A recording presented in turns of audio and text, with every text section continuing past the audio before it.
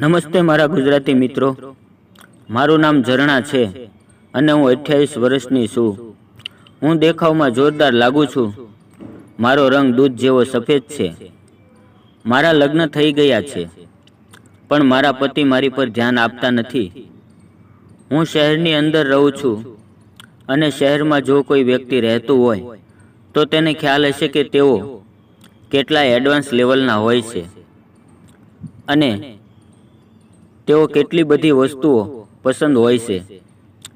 સામાન્ય રીતે હું જ્યારે અભ્યાસ કરતી હતી ત્યારે પણ મારો એક નાનો એવો બોયફ્રેન્ડ હતો, પરંતુ તેણે મને લગ્ન કરવાની ના પાડી દીધી હતી, જેને કારણે મારું દિલ અને મન તૂટી ગયું હતું અને મને લાગી રહ્યું હતું કે હવે મારું જીવન નથી।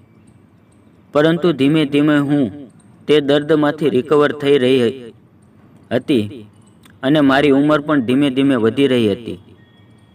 પરંતુ ત્યારબાદ મારી અંગત ઈચ્છાઓ વધવા લાગી અને આ વાતની ખબર મારા ઘરના સભ્યોને પડતા તે લોકોએ મારા લગ્ન કરવાનું નક્કી કરી નાખ્યું।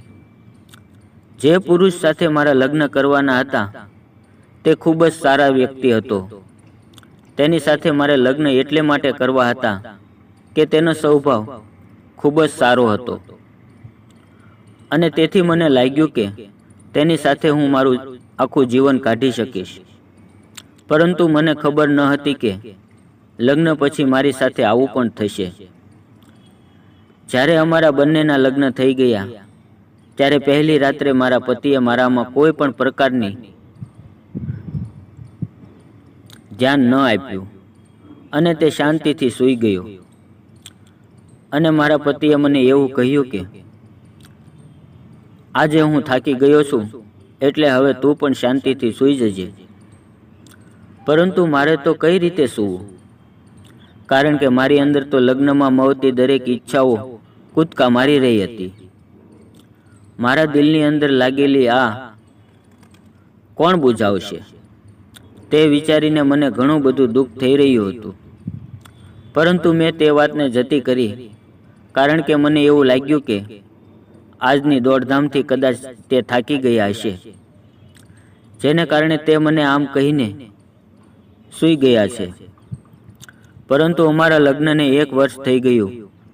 આ 1 વર્ષની અંદર તેઓ મારી નજીક આવ્યા નથી અને જ્યારે નજીક આવીને મજા કરે છે તો તેમાં પણ મને મજા આવતી નથી, જેને કારણે હવે તે મારા પર ધ્યાન આપી રહ્યા નથી એવું મને લાગે છે।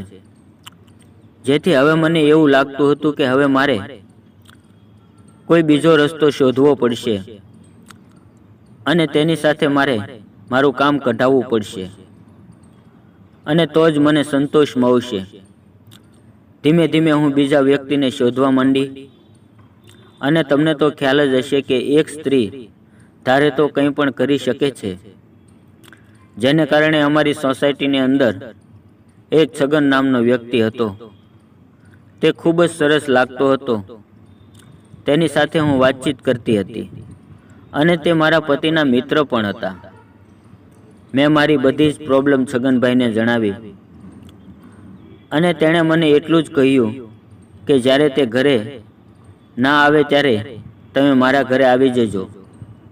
હું તમારી બધી ઈચ્છાઓ પરિપૂર્ણ કરી અને તમને સંપૂર્ણપણે આનંદિત કરી દઈશ। એક દિવસ સાંજના સમયે તેનો મારા પર ફોન આવ્યો કે આજે મારા ઘરે કોઈ નથી અને મારા પતિ પણ બહાર ગામ ગયા છે, તો હું શું તમારા ઘરે આજે આવી જાઉં? તો તેણે તરત જ મને હા પાડી અને હું તેમના ઘરે પહોંચી ગઈ અને તેઓએ મને આજે આખી રાત ખૂબ જ મજા અને આનંદ કરાવ્યો। મારી રાત ખુશી ખુશીમાં વીતી ગઈ।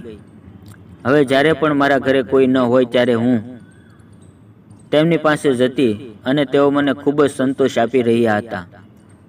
મિત્રો, વિડીયો પસંદ આવે તો વિડીયોને લાઇક અને ચેનલને સબસ્ક્રાઈબ જરૂર કરજો। ફરી મળશું એક નવા વિડીયોમાં, ત્યાં સુધી આવજો। વિડીયો પૂરો જોવા બદલ દરેક મિત્રોનો ખૂબ ખૂબ ધન્યવાદ।